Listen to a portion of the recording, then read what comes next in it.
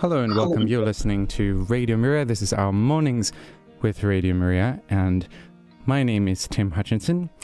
Today I have the pleasure of having Stefano Mazzeo with us, who is a film director, producer, scriptwriter, and he's going to be talking to us a little bit about his life as a Catholic film producer and maker. Very good morning to you, Stefano. Hello, Tim. Nice to be here. Thank you for inviting me on. It's really lovely to have you. And I hadn't actually heard of you until before a few days ago, when I was put in contact with you through Nadia, who is part of the Tricolore theatre company, who's done some really amazing stories for us. And I understand that the two of you are friends. Yes, well, we're internet friends, if you like. Yes. That's right. So I'd love to hear a little bit about your career as a filmmaker, and perhaps you can tell us a little bit about the origins. I understand you grew up in Cornwall. Yes, I grew up in Cornwall, in Penzance. That's the West Penwith area, right down the tip. My father was an Italian who came over to work in Giever tin mine, so he was a tin miner. He met my mum, who's Cornish or English, and as a boy, I went to a convent in Penzance, where I got taught my faith by Irish Presentation nuns, who were very lovely. And tell us a little bit about how you got into film production. Well, I've been in the media of one sort or another all my life. My first job was working for the Cornishman newspaper in Penzance. And then, because I didn't really want to work in newspapers all my life, I went to art college in Bournemouth, where I studied illustration. And I worked in various studios, getting into film and getting into various things like that. And then I put a proposal forward to EWTN for a series on Wales, The Golden Thread of Faith, which is the first film we made for them. Since then, I've made a number of films. I've worked in film now for 10 years or so, and we've just completed filming on a film called The Kyrie of Ars. Yes, I hope that we can get to talk a little bit about that, because it does sound very interesting. Tell us a little bit first about this film, about the Golden Thread of Faith. Yeah. It was a series, a 3-episode series, where we looked at the history of the Catholic Church in Wales. Basically, we looked at the Celtic world as well. That's where St. Patrick came from. Mm-hmm. He came from the Romano-British Celtic world. He was St. Patrick was the son of a Roman officer and a Celtic mother. Basically. So we looked at all the Celtic world, and I also managed to weave Cornwall in, of course, because I am Cornish. As you can probably tell by my accent, I live in Cornwall. We went through, in the 3-episode series, the Reformation, and brought things right up to date with how the church is today in Wales. And how was this series received? It was received very well. I think I introduced to EWTN the concept of the docudrama, which the History Channel sort of does. And we got, for instance, we got Romans to play, because down in South Wales there were big Roman enclaves during the early centuries. So we got Roman reenactors to play. So it was really a docudrama. And it was fun getting all these various elements. So it wasn't just a load of stand-ups and people talking. It was different locations. It was Roman legionnaires. It was people playing the Celtic saints. And of course, we filmed in all the various places of Wales that are important, the Holy Wells, the ancient churches. We got into St. David's Cathedral, and all this sort of stuff. It was really interesting to do. We went around Wales. I had some guys come over from a Slovak TV, Catholic TV channel called TV Lux. And they sent a production team over from there because they were quite advanced, believe it or not, over there in Catholic film production. So I had a crew from Slovakia who came over, and we hired a bus. And I had to drive. I was driver as well as producer, screenwriter. Nice. So I drove them round, and we had all these locations worked out in advance. And we stopped off and filmed and interviewed people. So it was great fun. They enjoyed it. That does sound like a lot of fun. Now, EWTN, I've always had the perception that it's an American Catholic broadcasting network. Is that right? Yes, that's true. They do have offices over here at Walsingham, in fact, that's as right. well. So when you started working with them, what year was this?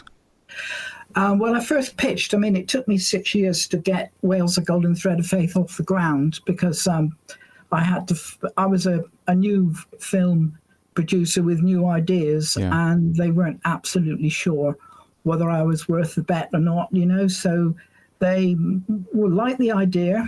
They encouraged me to go away and find some money, basically. Right. So that's what I did. I found half the production costs. And when you pitch to someone like EWTN, you really need to find some of the money yourself. And that's what I did, because they're a charity. And I assume that Radio Maria is the same. You rely on donations from people. True, so yes. This is what we have to do in the Catholic world. We support one another and we support the media. So true. Yeah, and it's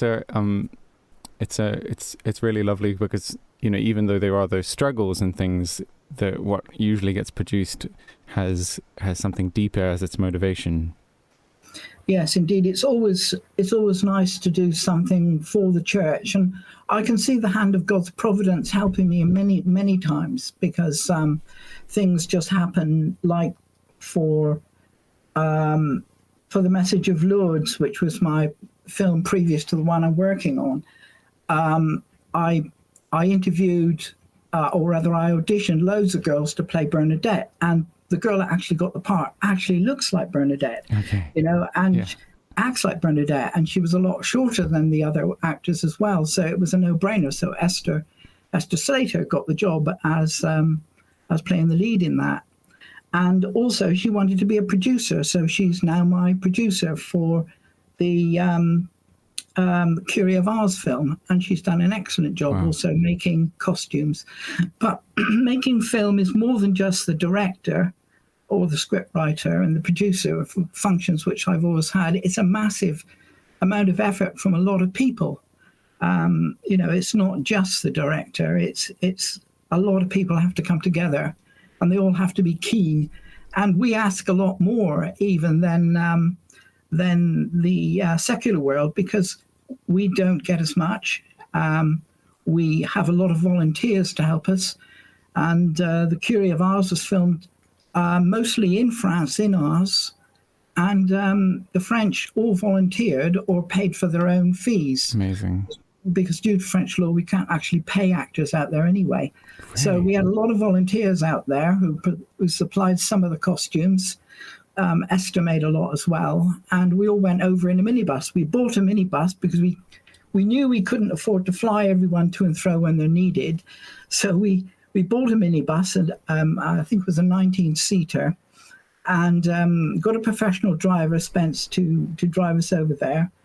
I had a new crew basically for this one, and they were all very good. And Betty from EWTN came over to be the clapperboard operator and script coordinator, and she said, "This team looks as if they've always worked together." Wow. And they only met on the minibus at Gatwick Airport, because that's where we all met up for the first time. So everyone met up at Gatwick Airport, and off we went to France. Yeah. So it was literally like that. Of course, some of us knew each other. I knew some of the actors. I've worked with them before. Yeah. But it was really like that, running on a shoestring, and that's what you have to do. And the problem is, you see, everyone who watches our films also watch secular films. So they expect us to be as good, if not better, because we're talking about the faith, than secular films. So we're up against it all the time. But on the other hand, we do trust in God's providence to make the films as good as the secular media.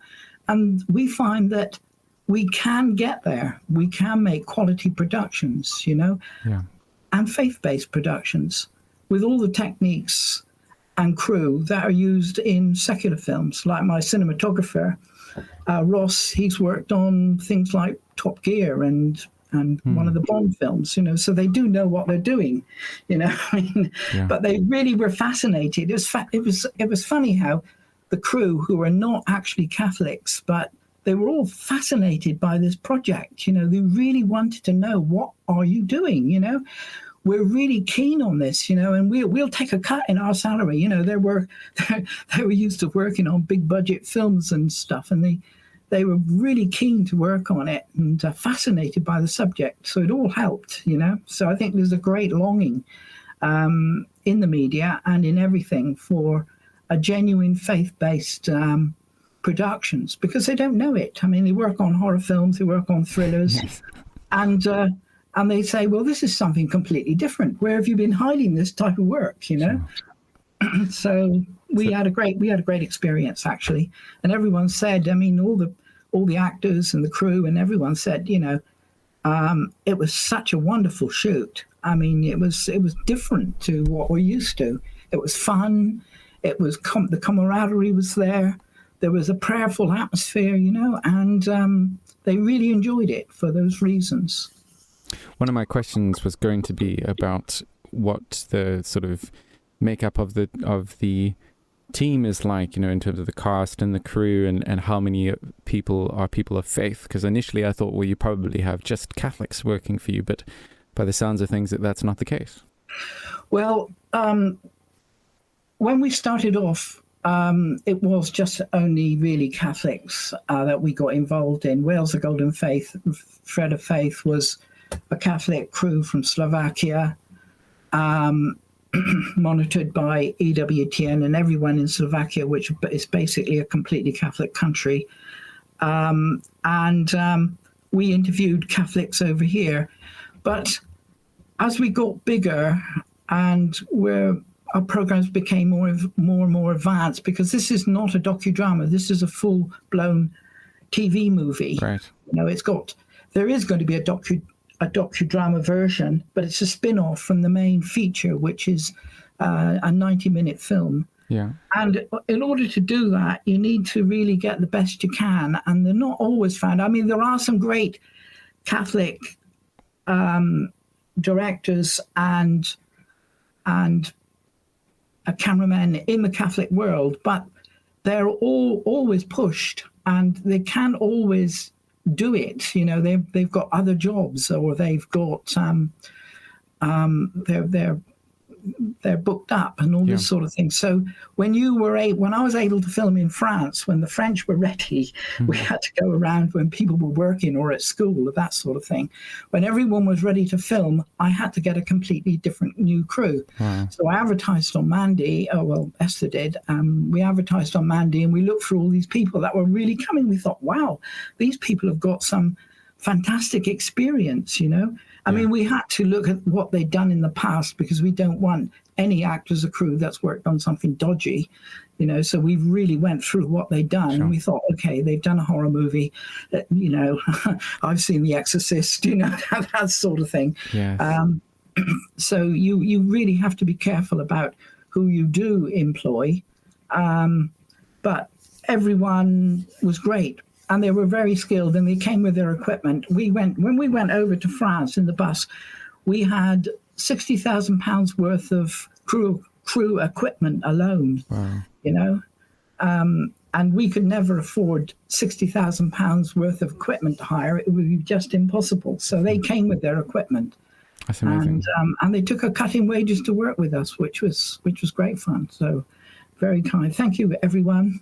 Thank you, Chris, Jake, Ross, Esther, everyone who's worked on the project. Yeah. David, Esther's dad, who fixed the bus up for us, Yeah. It was really a family type thing, really. Yeah. It sounds really exciting, and it makes me want to explore these films and see the how this family spirit comes through in the production itself. This is about the time where we usually play a piece of music in our broadcast, and we're going to talk about the importance of music in films. And we're actually going to play a piece of music that you have suggested. Maybe you could tell us a little bit about Bernadette's song. Yes, this is a song I wrote the lyrics for, and my composer Adam Tucker, he just creates these wonderful songs. He's really good at just putting music to things I write, you know. And it's called Bernadette's Song, All Is for the Lady. And it was the end credit song for my last film, The Message of Lourdes. So here it is.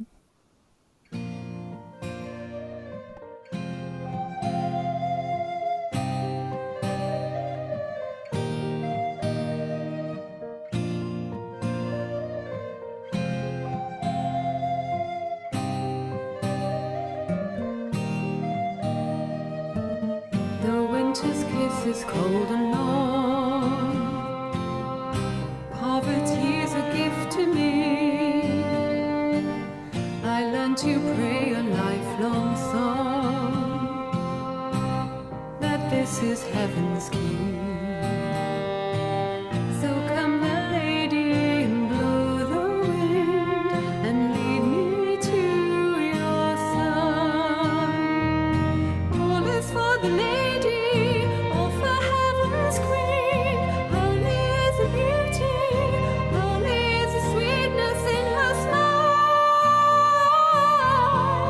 and Mass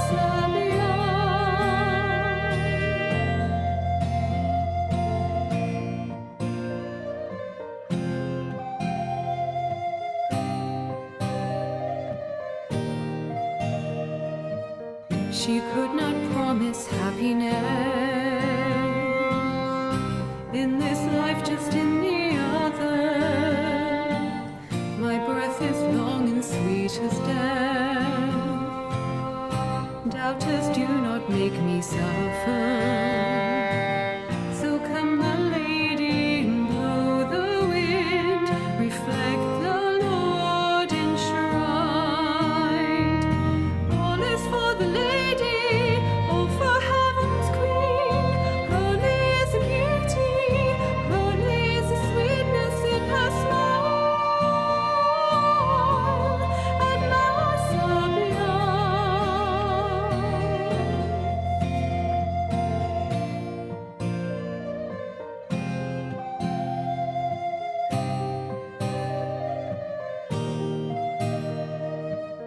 I'll eat the bitter herbs of winter,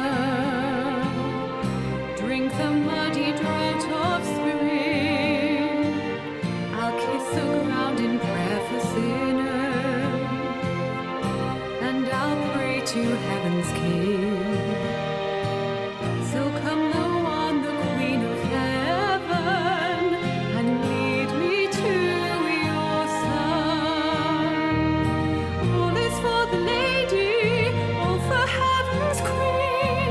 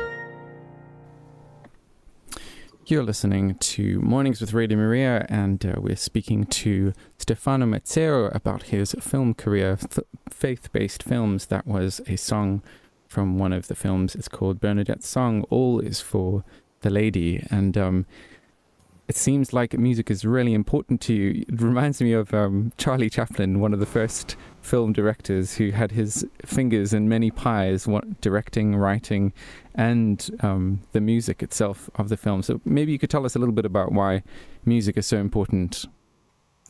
Well, I believe that music makes up an important percentage of the impact of any film. If you've got a good score, it really makes people remember what you're doing. And as we're doing faith-based things, films, I mean, that song all about Our Lady of Lourdes, from Bernadette's point of view, really tells the story in song form. And I think it adds to the enjoyment and the evangelization of people who watch it. It makes the movie more appealing and more enjoyable. And I think music is very important. If you listen, or if you look at all the big films like Star Wars, they've all got great songs or great music that goes with them. You can really relate when you hear the music to the story. Yeah. And it brings you back. So I've always been very keen on having a score, and I work quite closely with the composer. I've got a good composer. He I don't always write lyrics. A lot of it is theme music that he writes on his own, that because he is an excellent composer. Mm-hmm. He also plays all the instruments, when I say he plays them, he samples them. He samples actual instruments. So he plays them all on the keyboard, even the guitar, I think. So he can come up with this orchestral effects, I once asked Adam, I said, what about Beethoven 6? Can you do that? And he spent ages getting it right. It just sounded like an orchestra. Wow. Now, I want us to make sure that we speak about the Black Legend trilogy. Tell us a little bit about that. Well, the Black Legend trilogy is a series. Well, there are a number of series, if you like, the Crusades, the Inquisition, and the Reformation. It's all stuff which the modern secular world, particularly the modern media, beats up on the Catholic Church about, because they think we went wrong and these are bad periods. It just proves us that we can't be right. However, every one of those, if you look at them very carefully, were very important for the survival of Christendom. Mm-hmm. Take the Crusades, for instance. When Pope Urban II called the First Crusade in 1095, two-thirds of Christendom had been overrun by Islam. And they don't evangelize by sending out missionaries and talking and peaceable means. They do it by the sword. Whereas the Crusades had to come about to save Christendom and push the Mohammedans back out of Spain and make the Holy Land secure for pilgrims, because at the time, pilgrims were getting slaughtered on their way to Jerusalem. So the Crusades were very, very necessary. And another thing about a crusade is a crusade could never go into an area that wasn't once Christian. It could only bring back what was already Christian. It couldn't conquer new lands and peoples by the sword. We can only evangelize by peaceable means, the Catholic Church, only by sending out missionaries and discussing and preaching in a peaceable way. And I think the Crusades was a very necessary program to get that across. I mean, it's used by everyone to knock the church, but it was one of the most glorious episodes in Christendom. Now, I'm not saying there wasn't bad effects. They were warriors, and sometimes things go wrong. And there were bad periods or bad actions by some individuals, but the Crusades as a whole saved Christendom. Yeah. And I'll stand by that. Yes. Yeah, I think it's important for us to kind of, not take a one-sided view of these things and also have a chance to tell our story. And you also deal with things like the Inquisition and the Reformation in the Black Legend series. In a similar manner, we tell the truth. We say what really happened. They're both used in a way. Inquisition, for example, saved lives. That might be a shock to people, but an Inquisition was an inquiry. And the Dominicans usually went into a place where there was persecution by the local secular lords to save people. That's basically what happened. It was an inquiry about whether these people were guilty or not. And most of the time they managed to get them off. And that's what the Inquisition was about. So that's the Reformation. I mean, most people know the Reformation from the Protestant point of view. Yes. But this is the Reformation from the Catholic point of view. Yeah, definitely a story that needs to be told. We don't have that much time left, and I want us to talk about about CUT. Can you tell us a little bit about that? Yes. CUT is an apostolate in which a group of us study the media, what it's doing, and we write articles about certain programs and their effect, whether it's social engineering, whether it's fair, and the celebrities themselves that are pushing these ideas in the world. So Catholics Unplug Your Televisions is basically, we come to the conclusion that you're basically better off without a television. I don't have a television, even though I'm a television producer. It might sound ironic, but that's the case. We also have a prayer wing called the Crusade of Prayer, where we adopt a celebrity and pray for them. Pray for their conversion. That's fascinating. People who are very hard for Christians to actually like. Sometimes they oppose us. Singers, famous singers. I'm not going to say who, but we've adopted people and we pray for them, for their well-being, for their success, but most of all that they convert. That they become Christians, because the power of some of these people are huge. Think if you could get one great famous pop star to convert and actually start preaching. I mean, the thousands, the millions of people they would bring with them would be enormous. But we've got to leave that to God's providence. We just do the praying. So how can people get involved in this if they have a heart for celebrities and they want to pray for them? How do they get involved? Well, there's a website with our contact details. If they look at our blog, they can email me because the email address is there via Gmail. The blog is clearvisioncatholics. I would love to have new members. I mean, we're a strong core of people that have been doing this for 20 years now.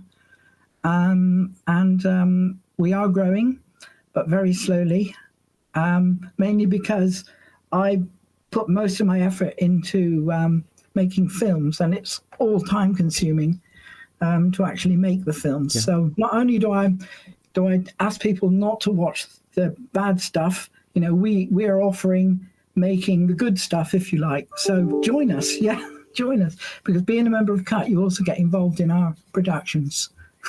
That's really fascinating. Thank you so much for coming on Mornings with Radio Maria and talking about your films and what it means to be a faith-based filmmaker, and also just what you've said about the media industry and informing Catholics about some of the influences that one needs to be aware of, and then this effort to actually take the gospel to those in high places, at least through prayer. I think this is a really amazing apostolate.